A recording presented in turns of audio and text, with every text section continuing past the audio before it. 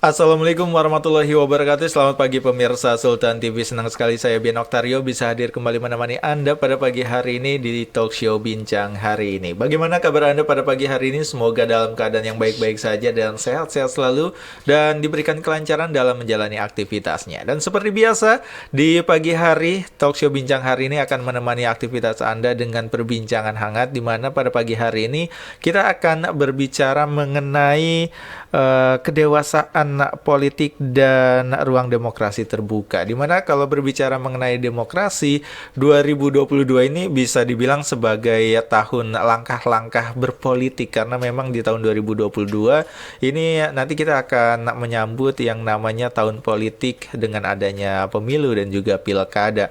Dan pada pagi hari ini kita akan berbincang-bincang bersama dengan Bapak Alamsyah SSMIKOM selaku pengamat komunikasi dan juga politik media tentang tema kita yaitu kedewasaan politik dan ruang demokrasi terbuka. Tapi sebelum kita berbincang-bincang dengan Pak Alamsyah, kita tetap mengajak Anda pemirsa Sultan TV untuk selalu update informasi Anda dengan cara follow Instagram kita di @sultantv.co dan juga @beritasultantv, Facebooknya Sultan TV dan juga di kanal YouTube kita di Sultan TV. Dan Anda juga bisa bergabung berbincang-bincang dengan kita pada pagi hari ini dengan melayangkan pertanyaan melalui kanal YouTube kita di kolom live chatnya di live streaming kanal YouTube Sultan TV. Dan sudah bersama kita Bapak Alamsyah. Assalamualaikum, selamat pagi Pak. Waalaikumsalam dan selamat pagi Kang Ben. Alhamdulillah. Saya boleh bukain ya? Boleh dong. Terima kasih. Gimana kabarnya pagi hari ini Pak? Alhamdulillah fresh dan tidak macet tadi. Alhamdulillah. Terima kasih nih sudah mau meluangkan waktunya kembali buat ngobrol-ngobrol dengan kita pada pagi hari ini ya. Sama-sama. Oke, soalnya pada pagi hari ini kita bakal ngobrolin soal kedewasaan politik nih Pak. Karena ya seperti yang tadi sudah saya singgung gitu ya, 2022 ini kan akan mulai banyak nih manuver-manuver politik menuju 2024. Dimana di 2024 ini akan ada yang namanya pilkada dan juga pemilu yang ya lumayan cukup pasti ramai dan ditunggu-tunggu gitu. Dan kalau ngomongin soal kedewasaan politik sendiri sebenarnya evolusinya dari awal Indonesia mulai melaksanakan demokrasi hingga kini sebenarnya sudah dewasakah atau seperti apa sebenarnya? Sebenarnya ada pergeseran-pergeseran dari situ. Oke. Kalau kita setback ke belakang dulu ada demokrasi terpimpin ya. Kemudian ya tanda kutip masuk lagi demokrasi terkungkung, terbelenggu. Nah sekarang kita masuk ke demokrasi yang menurut saya sih terbuka. Nah ini yang menjadi persoalan. Nah kedewasaan masyarakat itu perlu dalam berpolitik gitu. Ketika demokrasi itu semakin terbuka, politik pun semakin praktis. Nah komunikasi ini cenderung nanti pasti ada lobby-lobby transaksional gitu ya, yang bersifat ini. Nah ini kepentingan karena yang dikejar gitu. Terkadang benar, kadang banyak sekali slogan-slogan. Tidak ada teman sejati, tidak ada lawan sejati. Yang ada kepentingan gitu. Nah ini yang jadi persoalan ini. Nah untuk konteks Indonesia sendiri ya, kita ingat 2019 lalu ya, tahun politik gitu. Pilpres, begitu ada dua paslon itu ya, sangat mengkhawatirkan juga kalau menurut saya pribadi. Tapi apa yang terjadi ketika politik praktis itu ruangnya memang ruang politik praktis, ternyata makan nasi goreng bareng. Nah ini kasihan kan akhirnya yang militan ya pemimpin pemilih pendukung atau pemilih militan itu akhirnya ini pendewasaan itu perlu itu. Jadi kita di mana sekarang? Di ruang atau di ranah komunikasi politik praktis gitu loh. Nah, butuh literasi politik itu. Literasi itu kan melek ya, melek politik. Nah, ini fanatisme terhadap pemimpin juga sah-sah saja, tapi ingat gitu. Ruang komunikasinya perlu sangat diperhatikan.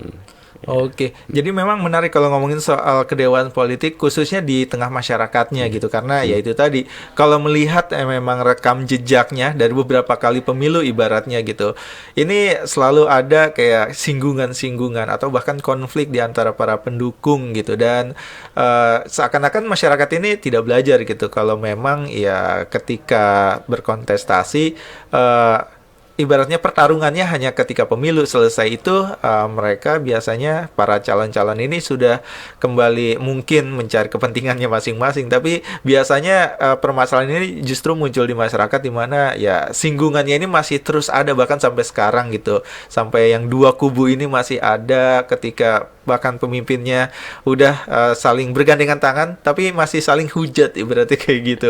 Ini melihatnya seperti apa? Kenapa masyarakatnya kayak masih belum belajar untuk berdewasa kesannya? Ini mungkin kalau menurut saya sih agak lebih cenderung ke kepentingan gitu. Oke. Ketika sosok pemimpin ataupun yang yang diidolakan, maaf ya, diidolakan itu misalnya kok seperti ini gitu, akhirnya mungkin bisa mencari alternatif lain. Nah, kepentingan untuk menjembatani kepentingan itu tadi, apakah ini ideologi politiknya gitu, sehingga lah ini sosok yang kita idolakan ternyata lari.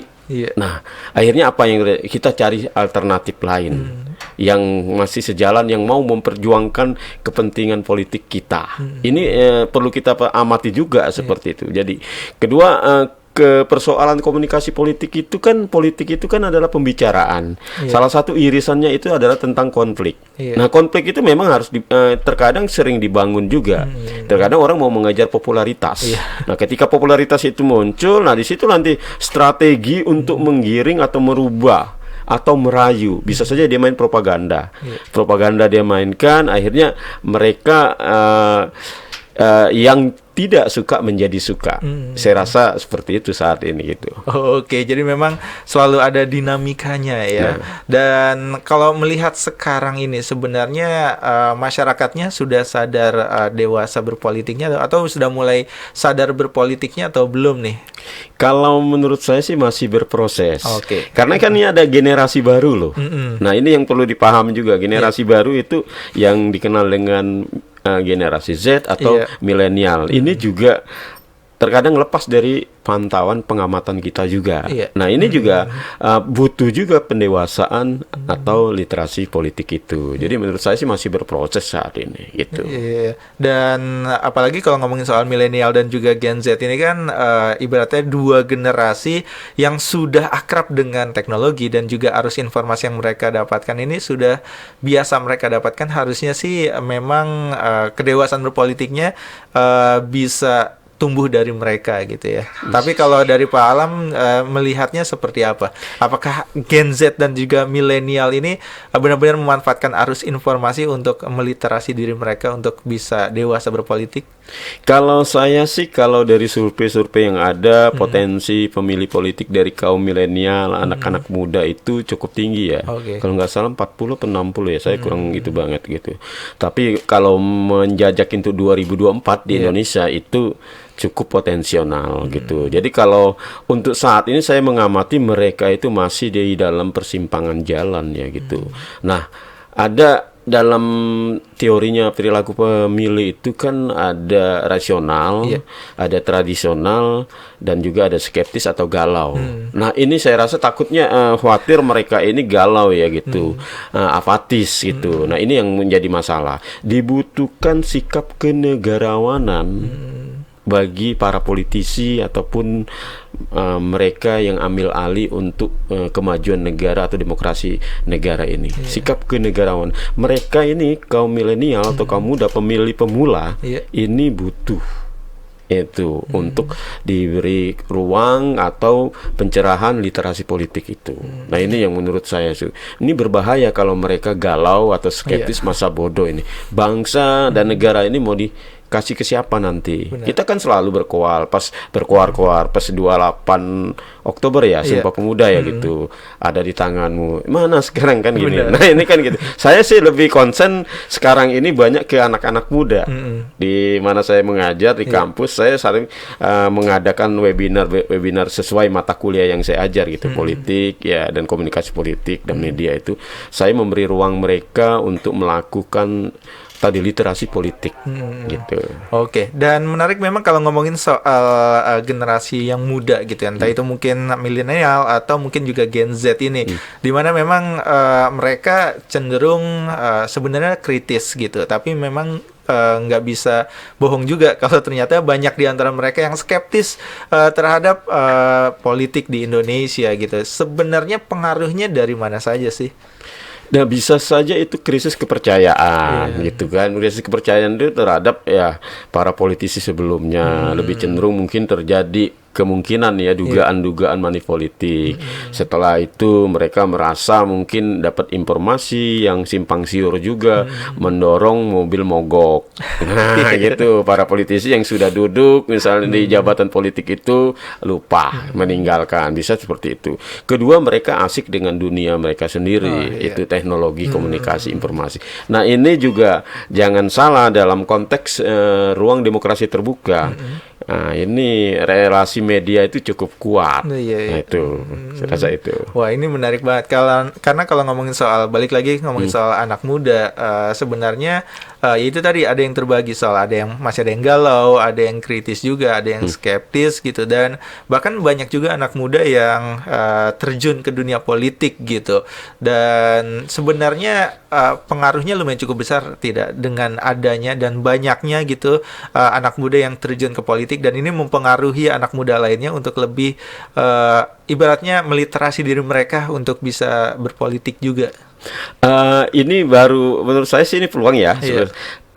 Kalau saya di ruang tempat saya, lingkungan saya mengajar, ternyata potensial mereka begitu. Hanya saja arah ya gitu. Tiga harus memberi arah gitu. Bangsa ini ya diarahkan pemilihannya yang baik loh. Kalau yang benar itu menurut saya sih nggak ada istilah yang benar, itu selalu debatable gitu kan. Tapi arah yang baik itu. Jadi kalau kemarin saya mengadakan webinar diskusi politik kepada mereka, saya lihat mereka potensial sekali. Itu hanya saja mereka pertama banyak juga ketika wawancara observasi, saya nggak suka politik Pak, gini-gini. Saya bilang jangan tidak suka. Kuncinya itu harus suka, tapi tidak harus terjun menjadi politisi praktis, begitu. Jadi kuncinya gimana? Ya kita tahu politik, tapi kita paham politik. Ini berbahaya kalau kita tidak paham gitu loh. Ini politisinya seperti apa? Kan gini kan perilakunya kan gini. Nah ini harus paham gitu kan. Kayak nanti kita akhirnya terjerumus. Akhirnya ada ruang feodal itu, pembodohan nanti kepada mereka. Ini yang berbahaya. Jadi menurut saya sampai sekarang saya kan bukan kader partai ya gitu. Sampai sekarang karena saya tidak tertarik untuk terjun ke politik praktis itu. Tapi saya tertarik untuk mendalami, memahami. Nah, ini yang berbahaya kalau tidak memahami gitu. Jadi ketika saya ke mahasiswa, Anda harus paham ini politik. Kalau tidak ya berbahaya. Gitu. Bangsa ini mau dibawa kemana? Oke. Gitu. Nah, kalau dari sepengalaman dari Pak Alamsyah sendiri, ini pemahaman dari anak muda zaman sekarang soal politik sudah sejauh mana? Apakah mereka mulai banyak yang mulai mendalami politik, atau mungkin banyak juga yang sebenarnya hanya dasar-dasar politik dan mungkin masih ada beberapa yang anti mempelajari politik, seperti apa? Saya sih tidak bisa menjawab dengan pasti ya. Kalau dari lingkungan saya ada ketidaktahuan saja gitu. Oh, politik itu seperti apa gitu kan ya. Jadi ketidakpahaman yang pasti gitu kan. Dan ini tadi penyampaian informasi yang begitu simpang siur bisa saja kan membuat mereka menjadi gerah, tidak tertarik gitu. Itu yang menurut saya sih seperti itu. Itu potensinya sih nanti kalau ini saya sih punya apa ya, sebenarnya ideal banget itu. Bagaimana sih membangun masyarakat politik yang rasional itu, yang dewasa dan rasional ini kan itu. Yang kalau menurut saya sih mulai dari tadi masyarakat muda sekarang ini, kaum milenial ini yang kita mulai arahkan ini. Karena saat ini saya belum melihat ya, misalnya ada organisasi yang berkaitan dengan politik itu melakukan pendidikan edukasi politik ini. Kalaupun ada mungkin untuk kepentingan kelompok-kelompok dia sendiri. Nah ini kan menurut saya, tapi saya sih kepengennya idealnya itu umum gitu. Ayo bangun pemilih yang rasional gitu, pemilih yang betul-betul tidak tidak tradisional, tidak skeptis gitu, tidak swing voter gitu. Jadi Itu yang perlu dibangun. Jadi demokrasi itu walaupun terbuka tapi sehat gitu. Benar-benar, Ini. benar-benar. Dan memang ini mungkin harapan dari sejak dulu gitu ya, di mana khususnya mungkin partai politik juga berperan untuk memberikan literasi politik terhadap masyarakat, khususnya mungkin juga anak muda gitu. Dan sebenarnya ada cara yang efektif tidak, khususnya untuk generasi milenial dan juga Gen Z, ini untuk lebih mudah memahami politik sebenarnya. Sebenarnya, nah ini juga kemarin ini sifatnya kondisional ya. Kalau dulu sih sebelum media ini komunikasi ini masif ya, saya lihat sih kegiatan-kegiatan mahasiswa untuk belajar itu kan diskusi ya, diskusi di secara offline ya, di kantin-kantin secara itu. Nah, ketika sekarang ini terjadi pandemik ya, 2 tahun terakhir ini, saya rasa akhirnya agak sedikit tertati-tati tenggelam. Nah, kita mainkan kalau secara pribadi saya bilang ini tidak bisa diadakan lagi diskusi secara offline di pojok-pojok sana, walaupun kopinya barang apapun, gorengan yang murah-murah gitu kan. Nah, sekarang ruangnya apa? Akhirnya ruangnya ruang media itu tadi ya, virtual. Kita manfaatkan itu. Nah, di sini sebenarnya peluang-peluang media ini juga ditangkap. Nah, strategi ini, pencerahan politik ini sebenarnya harus dilakukan itu. Ketika sang guru, sang dosen misalnya memegang mata kuliah ataupun mata pelajaran tentang politik, sosiologi. Nah, ini sebenarnya bisa memanfaatkan teknologi media itu. Diajak diskusi sekarang mereka. Kalau tidak diajak diskusi, saya rasa takut menjadi kemana-mana ya gitu, bias ya gitu. Kalau saya lebih senang mengajak mereka diskusi. Mereka kritis, saya rangkul. Jadi jangan diajak mereka dilihat ini anak kritis, kayaknya kita gampang, kalau bahasa mereka baper gitu ya, gitu kan gitu. Kita harus ajak rangkul, ayo kita ngopi, maunya gimana gitu. Oh, dia suka politik, karena itu kita ajak ngobrol seperti itu. Baru nanti arahnya kan, Pak pilihannya kemana? Baru saya gitu. Dengan menggunakan teknik-teknik pengajaran ataupun di kampus itu, saya ajak diskusi ini secara teoritis sehingga tidak menyesatkan mereka. Oke, jadi memang beberapa upaya kayak gitu memang harus dilakukan benar-benar gitu ya, supaya ya generasi muda ini lebih paham politik gitu ya, setidaknya mau mempelajari soal politik tadi itu tadi. Dan kalau balik lagi ngomongin soal partai politik, sejauh ini mereka sudah berperan belum untuk memberikan literasi politik gitu, supaya masyarakat lebih dewasa dalam berpolitik? Kalau saya sih mereka lebih berperan itu ya untuk kader-kadernya gitu. Jadi kan untuk kader-kadernya. Kader-kader itu memang masyarakat ataupun warga negara Indonesia ya. Tapi kalau secara terbuka misalnya ini saya belum pernah belum melihat itu ya. Jadi kalau melihat itu, jadi kalau kader-kadernya untuk ada kegiatan ini sekolah politik misalnya kan itu kan ya peranannya sampai ke situ kan, tapi kalau secara terbuka saya belum melihat gitu ya. Bukan menuduh ya, saya belum melihat ya gitu kan secara pribadi gitu. Jadi mungkin pergerakannya belum masif aja ya. Ya, mungkin juga seperti itu, tapi saya yakin nanti generasi ini nanti akan ada terobosan-terobosan kalau menurut saya sih nanti tanpa harus mengikuti ataupun kelompok-kelompok partai politik misalnya kan nanti ada pendewasaan itu. Nah, ini media ini yang menurut saya relasi media itu sangat penting saat ini terhadap demokrasi maupun politik praktis itu. Relasinya, hubungannya itu. Oke. Dan sebenarnya kalau ngomongin soal kedewasaan politik ini sebenarnya kan tidak hanya untuk mereka yang di luar partai politik, tapi juga mereka yang terjun di dunia politik itu sendiri, entah itu mungkin mereka yang sudah menjabat atau mungkin juga yang sudah berada di partai politik. Sebenarnya mereka-mereka yang sudah ada di dunia politik sudah dewasakah untuk berpolitiknya? Kalau kita melihat ini kan sering terjadi konflik internal gitu kan, polemik ini. Apakah ini sengaja dibangun untuk mencari popularitas? Konflik itu kan, politik itu kan salah satunya pembicaraan tentang konflik gitu. Nah, tinggal nanti masyarakat itu kaum milenial, wah ini tinggal nanti komunikasi, etika komunikasi politiknya. Kalau etika komunikasi politiknya nanti di ruang publik menimbulkan kegaduhan, ini berbahaya. Jadi kan gitu. Jadi tinggal sekarang sah-sah saja dibangun konflik untuk mencari popularitas, apalagi menuju suatu kontestasi pemilu nanti kan gitu. Sah-sah saja, itu popularitas dulu kan gitu.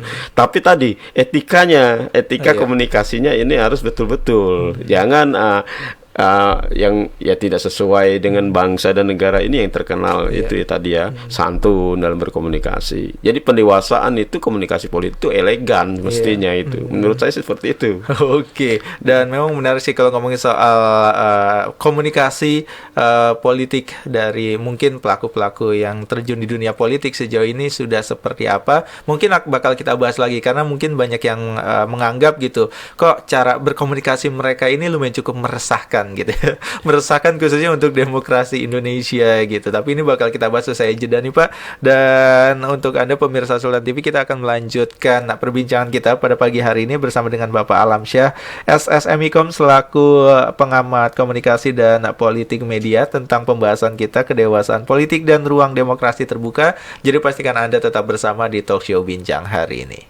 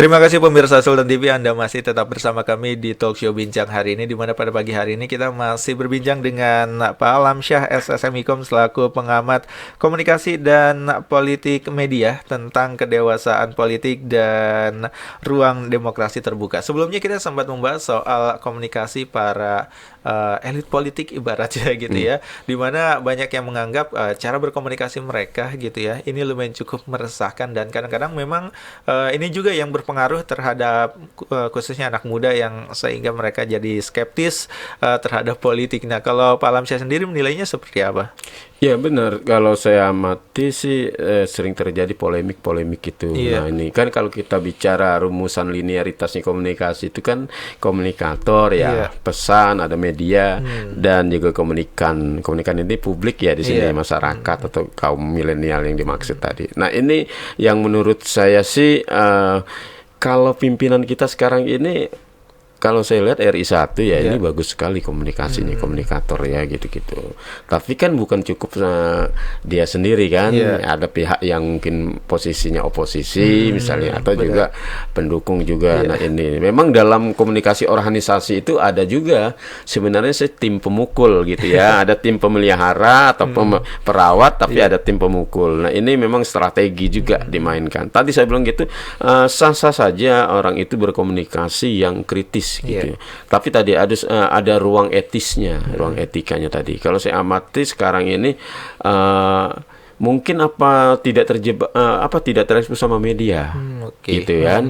Ada sih nggak di daerah-daerah kan ada itu. Kemarin misalnya konflik perjuangan buruh untuk menuntut kenaikan upah minimum kabupaten atau UMP provinsi gitu kan, itu ada yang menurut saya itu sih ada, tidak terlalu tinggi juga. Nah ini tapi nanti yang dia dimasalahkan ini ada ruang-ruang yang diamati sikap gitu loh sama saja seperti ini gitu kan. Nah ini yang bahaya itu. Jadi kalau untuk ruang komunikasi politik itu saat ini tidak terlalu tinggi juga ya gitu, intensitasnya yang buruk gitu kan, tapi masih tetap ini. Misalnya salah satu oknum menteri yang memarahin ini itu kan masuk komunikasi politik. Tapi kalau masyarakat itu meninjau kinerja, nah ini harus diimbangi dengan kinerja. Benar. Populis nggak kinerjanya? Ketika dia memang kinerja turun tangan, capek apa gitu kan, itu manusiawi kalau dia marah-marah begitu kan. Kalau tidak ada prestasi, reputasi kerja dia, ini yang berbahaya. Bapak ya prestasinya apa gitu, populis nggak ke masyarakat miskin, ke masyarakat susah nggak gitu. Ini yang berbahaya, dia marah-marah dengan gayanya, ini gue yang punya gitu. Nah ini bahaya gitu. Kalau dia punya prestasi, saya rasa masyarakat sih welcome gitu loh. Nah ini bahaya. Kedua, ketika bicara nanti kejebak dengan hal yang bersifat sara, ini bahaya. Ini bahaya ini kalau sudah bicara ini, makanya harus ditata. Komunikasi seorang komunikator politik itu benar-benar harus ditata. Saya ini berada di mana gitu, di ruang publik. Nah ini bahaya. Ketika kita menjadi pejabat negara atau pejabat publik, nah itu kita memang harus ditata, kehati-hatian gitu. Tidak ada, ini zamannya udah beda. Zaman beda masalah loh. Ya kan, beda zaman beda masalah. Kalau dulu zamannya media kan belum masif. Sekarang kan orang bisa aja dipiralkan. Main akunnya, kadang-kadang akunnya bisa saja tidak jelas, abu-abu. Ada lagi buzzer. Ada lagi influencer. Ini zamannya, masalahnya bukan zaman yang dulu. Jangan pakai zaman yang dulu ketika medianya belum begitu masif gitu ya. Media posisinya mungkin baru sampai ke penyiaran elektronik, televisi dan TV. Kalau sekarang sudah masuk platformnya internet, ini masalah loh, berbahaya. Nah ini yang menurut saya berbahaya sekali gitu. Jadi memang dari pejabat politik sendiri ini memang harus mempelajari juga cara berkomunikasi dan etika berkomunikasinya juga gitu ya. Karena ya seperti yang kita lihat, banyak yang tersandung masalah karena permasalahan komunikasinya gitu. Dan mungkin ini juga yang berpengaruh terhadap skeptisnya anak muda kah? Atau sebenarnya ini justru yang jadi pemicu anak muda gitu, ketika mereka merasa kayak oh ini pejabatnya kurang bisa diandalkan, akhirnya mereka mau terjun ke dunia politik dengan cara memahami politik juga gitu. Ya benar sekali. Sekarang ini kalau kita masih berpikiran konservatif atau konvensional, itu berbahaya gitu. Gayanya juga termasuk untuk strategi kampanye politik juga. Kalau kita tidak memanfaatkan media juga berbahaya. Jadi adaptasi gitu loh. Kalau Fiedler itu kan, media itu tidak akan pernah punah ya yang lama-lama. Tapi kita juga harus adaptasi. Kalau teori Darwin juga, orang bisa bertahan hidup itu adaptasi gitu ya. Jadi kalau bicara ini juga harus bisa bertahan, bagaimana untuk mempertahankan jabatan politik dia dan untuk karir politik dia terus-menerus. Itu tadi saya bilang gitu, memang komunikasinya harus benar-benar ditata. Harus belajar komunikasi gitu. Karena bersinggungan dengan media yang begitu masif. Ini berbahaya gitu. Kalau zaman dulu ya mungkin kan gitu. Oke, dan kalau ngomongin soal tadi kedewasaan berpolitik dan memang tidak jauh juga gitu kalau berbicara tentang ruang demokrasi terbukanya gitu ya. Dan kalau untuk sejauh ini karena ruang demokrasinya terbuka ini, apakah ruang-ruang ini sudah dimanfaatkan oleh anak muda? Nah, ini yang menurut saya sih saluran komunikasi itu ya. Pertama itu untuk komunikasi politik itu salurannya sih pertama bisa interpersonal, bisa organisasi, dan ketiga baru massa atau media. Nah, ini media kan di mana-mana bisa dimanfaatkan. Perkembangan media juga sekarang kita sudah masuk ke media bahasa digital. Kalau di awal itu mungkin bahasa tulisan, itu cetak, koran, koran, tabloid atau majalah. Kemudian berkembang lagi secara media lisan, yaitu elektronik, itu televisi atau radio. Kan itu. Kemudian sekarang masuk ke peradaban bahasa digital. Nah, ini begitu masif. Nah, ini kalau saya amatin belum melihat posisi yang begitu kuat untuk memanfaatkan itu. Partai politik saya bilang juga, saya amati kayaknya baru satu partai politik yang kayaknya gayanya sudah gaya milenial ya. Nah, ini tapi saya tidak bisa sebutkan, nanti kampanye juga ya. Itu kan bahaya kan. Ini gayanya udah milenial nih sebelum gitu. Tapi dia baru gaya dia sendiri, belum menyentuh untuk merangkul kaum milenial ini kan. Saya lihat belum terlalu ini, mungkin main gayanya dulu ini. Nah, terkait pesan-pesan yang disampaikan komunikator politik, ya secara psikologis bisa saja anak-anak muda itu akhirnya menjadi masa bodoh, skeptis, tidak tertarik gitu dengan politik itu. Ini juga secara psikologis bisa saja seperti itu kalau menurut saya sih. Oke, karena apakah ada permasalahan juga ketika perbedaan generasi antara mungkin komunikator politik dengan ibaratnya milenial dan juga Gen Z-nya yang sebagai target politiknya ini, sehingga mereka jadi tidak menemukan cara komunikasi yang tepat atau seperti apa? Bisa saja itu mindsetnya ya, cara pandangnya kan, cara berpikirnya juga ya. Kalau yang generasi baby boomer ya itu kan ya, itu kalau tidak peduli, tidak paham ini, jadi memahami generasi muda anak milenial ini maunya apa. Semestinya kita harus paham ini seleranya apa. Kalau paham itu saja, jadi akan ikut-ikutan gaya-gaya apapun perilaku milenial yang mendidik yang baik ya gitu. Dia akan paham gitu. Saya aja kalau ngajar gitu, tidak bisa merubah, tidak bisa gaya yang konvensional gitu loh. Saya harus pakai gaya yang mereka ini sebenarnya diajak berpikir, diajak ngobrol gitu. Tidak bisa dibentak misalnya. Nah, kalau saya ngasih tugas misalnya saya harus turun tangan gitu loh. Tidak kerjanya tugas gini misalnya, apalagi yang bersifat praktek gitu, menggelar seminar, webinar gitu. Ini kurangnya apa ini? Saya harus turun tangan, harus membersamai. Nah, ini yang sebenarnya harus kepedulian, kedekatan, tadi saya bilang gitu. Benar-benar tadi sifatnya kedekatan dengan perhatiannya ini dengan generasi muda ini tinggi gitu. Tapi kalau cara mindsetnya lo anak muda misalnya, kayak kita ke anak misalnya, ini mereka itu harus dirangkul. Ada budaya di luar, menurut saya itu seorang ayah itu sama anak itu bersikap sebagai teman. Saya mempelajari budaya dari luar itu kan. Jadi tidak saya ayahnya, dedinya gitu, tapi bentak apa segala gitu. Mainnya sikapnya tadi otoriter ataupun sifatnya perintah gitu ya gitu. Intimidasi tidak. Dia dianggap teman gitu, diajak teman. Kalaupun kita marah ada tempatnya. Setelah itu dirangkul lagi gitu. Nah, ini kalau budaya itu saya lihat ada di luar itu, saya belajar itu juga cultural backgroundnya itu. Tapi semestinya dalam politik semestinya seperti itu dalam kondisi saat ini. Gitu. Apalagi kalau kita lihat sekarang ini di dunia politik banyak terjun anak muda gitu. Seharusnya budaya-budaya yang menyentuh anak muda ini lebih bisa berpengaruh. Tapi sebenarnya dengan banyaknya anak muda yang terjun ke dunia politik ini, apakah budaya-budaya itu sudah mulai bisa diterapkan, atau mungkin jangan-jangan anak muda yang terjun ke dunia politik justru terpengaruh budaya-budaya konvensional gitu? Nah, ini tadi berarti nanti akan bicara ini juga ya, teori pusi dipusi itu ya, mempengaruhi dan mempengaruhi siapa yang kuat, siapa yang terpengaruh ya, siapa yang mempengaruhi dan terpengaruh gitu. Ini persoalannya saya bilang gitu, ketika teknologi komunikasi informasi media itu begitu masif, akan membangun suatu peradaban baru. Akulturasi itu akan terjadi juga pergeseran budaya. Tinggal nanti sebelum gitu pasti ada pondasi-pondasi yang memperkuat budaya yang kebajikan tadi sebelum gitu. Kalau dulu misalnya ada budaya pop culture, budaya rakyat itu biasanya sulit untuk punah ya, gotong royong, bantu-membantu itu. Tapi ketika bicara nanti muncul budaya populer, nah ini berbahaya gitu. Nanti diboncengi dengan kapitalis, media itu nanti kapitalis ini bisa saja menjadi cukongnya politisi. Nah, politisi bergaya seperti itu. Akhirnya kaum milenial yang tidak paham apa-apa terseret dengan budaya itu. Nah, kalau menurut saya sih sebenarnya untuk kebajikan itu ya kita memang tadi selami dulu empati itu juga kepada kaum milenial. Ini benar-benar politisi itu ya benar-benar harus menjadi negarawan gitu loh. Bukan jadi mengejar kejabatan apa segala ini. Biasa omongan saya dianggap halu biasanya. Itu halu gitu kan.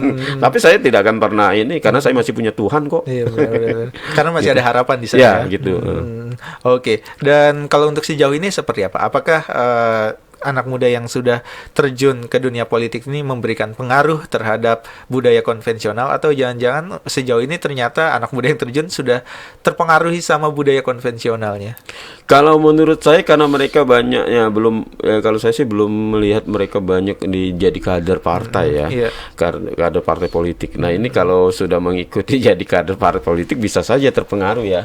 Tapi kalau saya lihat kalau yang di kampus anak-anak muda yang di ini juga nampaknya belum terpengaruh seperti itu. Kalau ada berapa sih persentasenya kan? Masih kecil gitu.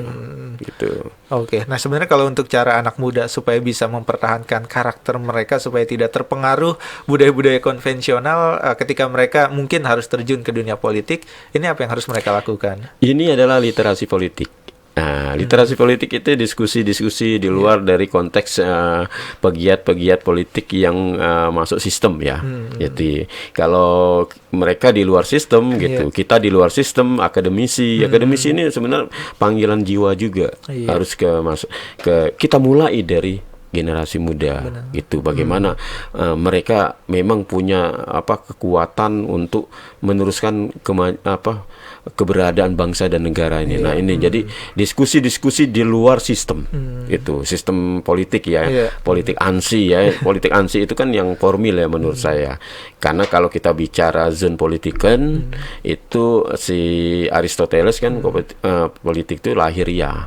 Jadi bayi pun lahir itu nangis itu sudah berpolitik sebenarnya, punya kepentingan gitu kan.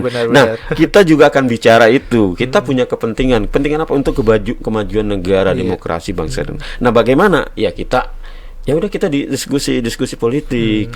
Kita banyak teori-teori politik dari filsafatnya, bahasanya politik itu untuk kebaikan, untuk kebajikan. Nah, ini dilakukan seperti itu. Kalau menurut saya sih itu efektif. Tapi kalau masuk ke sistem nanti terpengaruh ikut sana sini. Sah saja nanti suatu saat ketika kontestasi digelar, pemilihan itu digelar, nah mereka bisa menjadi pemilih yang rasional, yang cerdas gitu. Menurut saya sih targetnya nanti menjadi pemilih yang rasional. Kalau saya sih targetnya seperti itu. Dan mungkin target jauhnya adalah ketika anak muda ini justru bisa membuat sistem yang bisa merubah sistem sebelumnya yang mungkin perlu diperbaiki ya. Iya, ini. Dan ini mereka kan cerdas, kritis. Nanti kan kalau sudah bicara media lebih identik dengan data. Nah, nanti data kan dia akan bicara di lapangan. Jika perlu survei kualitatif. Survei kualitatif ya pengamatan. Oh, si A itu di media begitu hebat begini, tapi ternyata di belakang panggung, nah ini kan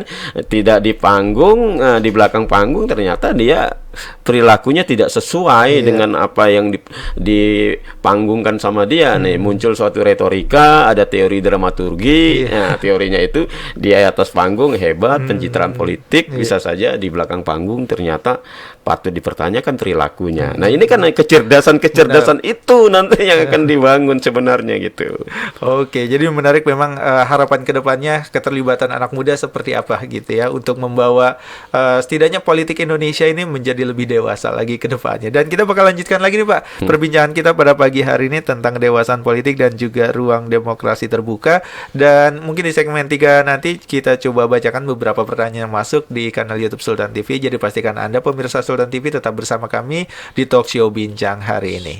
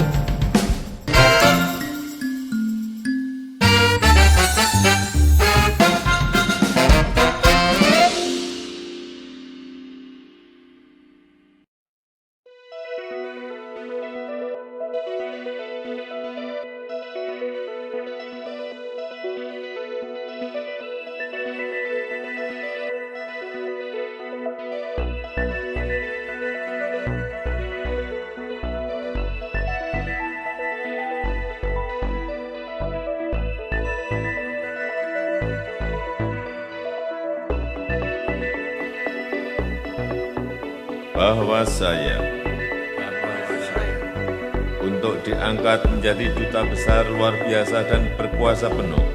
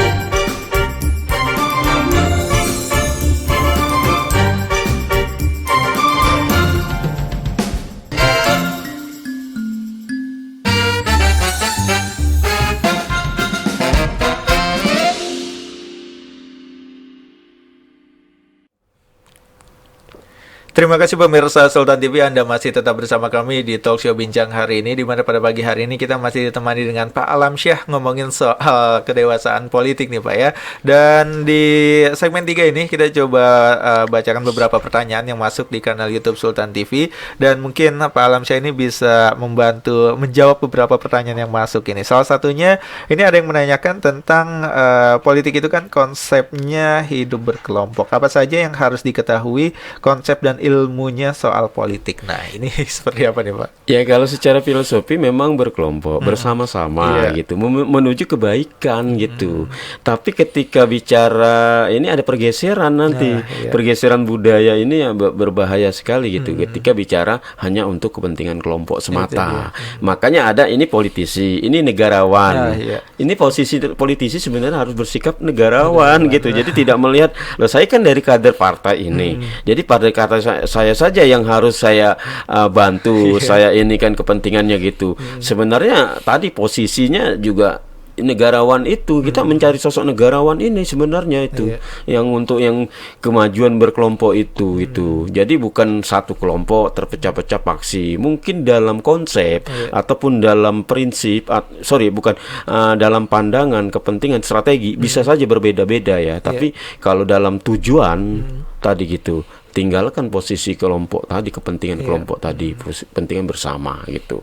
Kalau saya sih melihatnya seperti itu. Karena filsuf ya dulu sih bicara gitu. Ya politik itu untuk kebaikan gitu.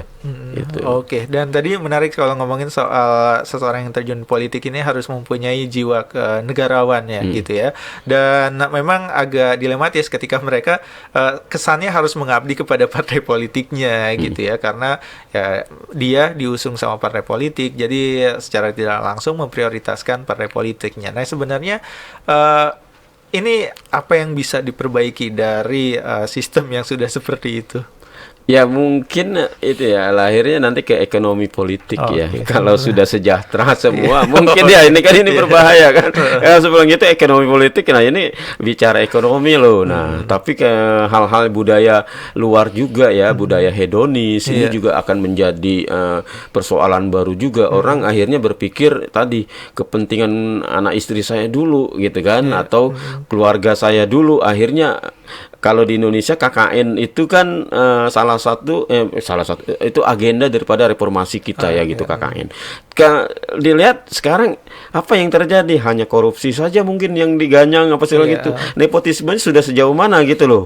Nah, membangun sistemnya seperti apa kan gitu. Misalnya ini ada pemilihan yang tertutup, bukan terbuka untuk masyarakat yang memilih. Nah, itu kan ruang lingkupnya nanti seperti apa keterbukaan informasi publiknya gitu kan. Bisa saja dimainkan, ada kong kali kong, ada juga konspirasi kan, bisa saja seperti itu. Nah, ini juga menurut saya sistemnya juga harus ada tadi sebelum gitu ada perbaikan penyempurnaan sistem itu. Tapi kasus itu kadang-kadang berbeda-beda. Indonesia kan negara yang luas gitu. Kayak kemarin misalnya fit and proper test misalnya terjadi di daerah sana terbuka, media terbuka ditayangkan. Kalau ini tertutup ya. Alasan bisa saja gitu. Kalau politik itu kan konflik, bisa saja beralasan gitu kan gitu. Mungkin ini Covid apa segala gitu kan.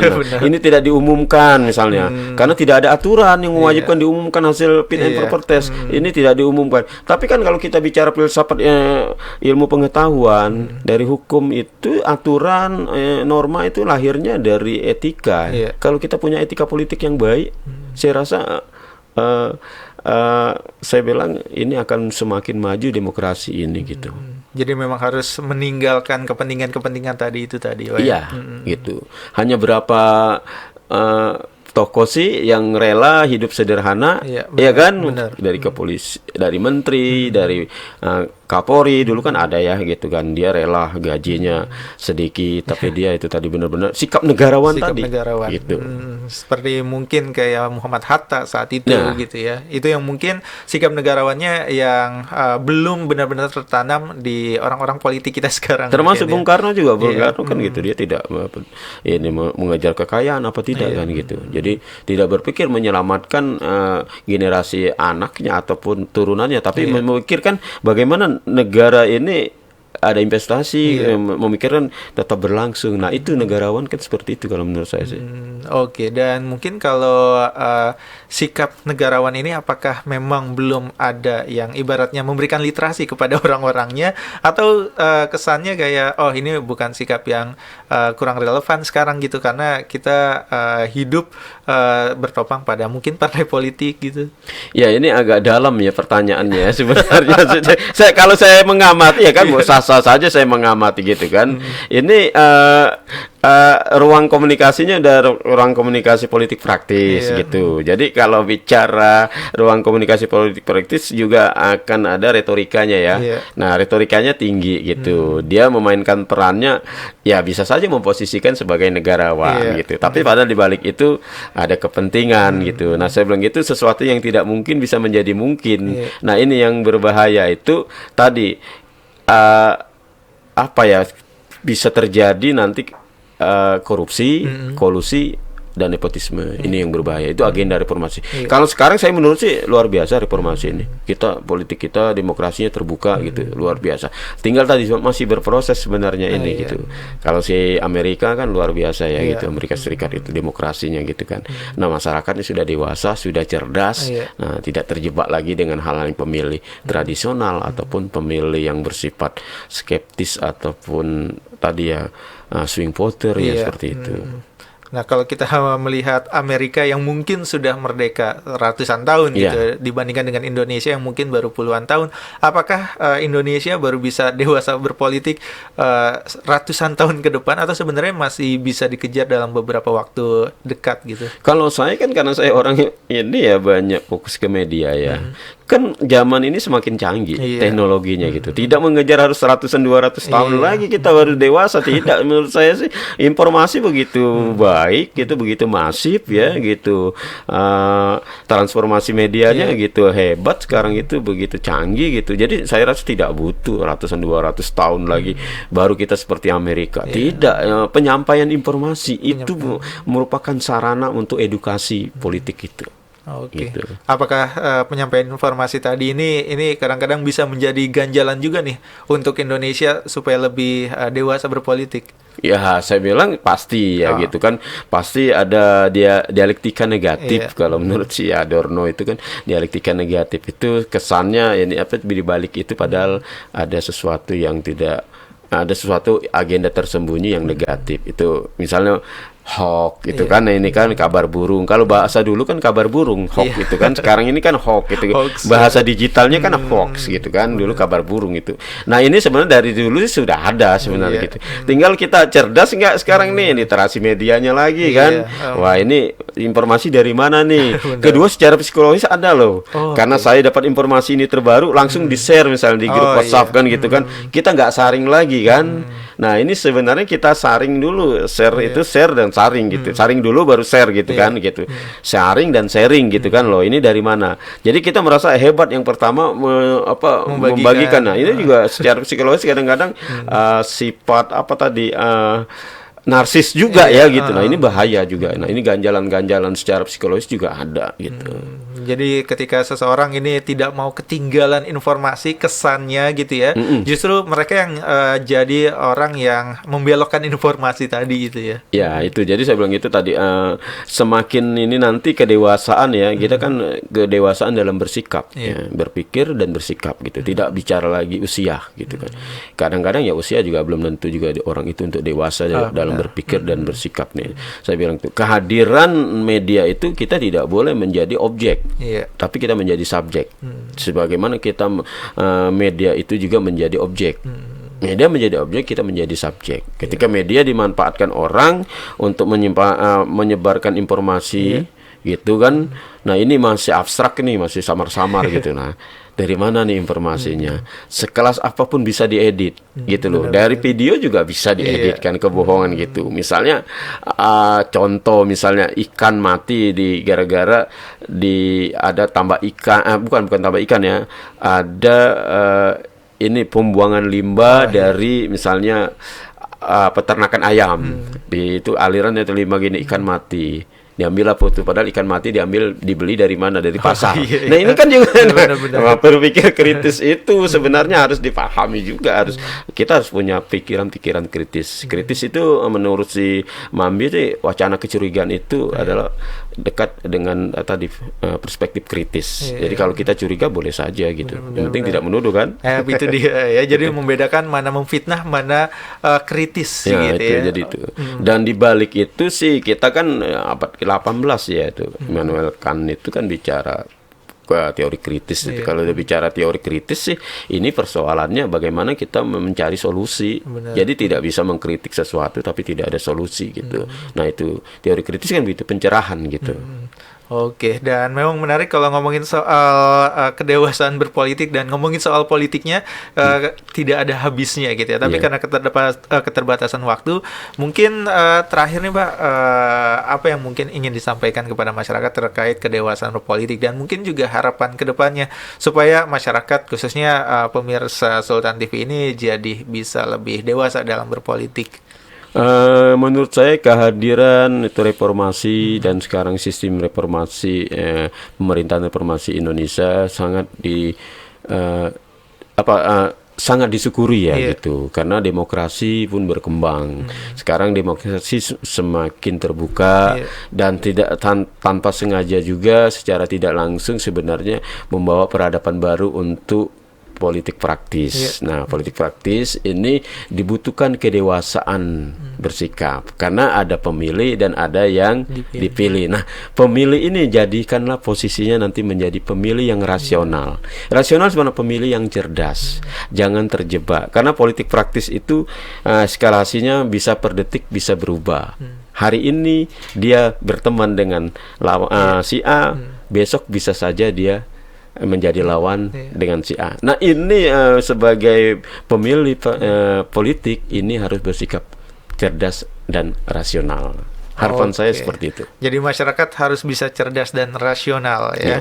Itu salah satu cara untuk bisa dewasa berpolitik ya Pak ya. Betul. Oke, siap. Terima kasih Pak Alamsyah sudah bersama dengan kita pada pagi hari ini, sudah meluangkan waktunya untuk berbincang-bincang dengan kita dan mudah-mudahan kita bisa berjumpa lagi di lain waktu dengan pembahasan lainnya. Amin. Oke, dan itu dia pemirsa Sultan TV perbincangan kita pada pagi hari ini bersama dengan Pak Alamsyah SSMIKOM selaku pengamat komunikasi dan juga politik media tentang kedewasaan politik dan ruang demokrasi terbuka. Mudah-mudahan dari perbincangan kita pada pagi hari ini bisa membuka wawasan kita dan bisa membuat kita jadi lebih dewasa lagi dalam berpolitik. Kita akan bertemu lagi di lain waktu dengan pembahasan lainnya. Akhir kata, Bian Oktario undur diri bersama kerabat kerja yang bertugas. Wassalamualaikum warahmatullahi wabarakatuh dan sampai jumpa.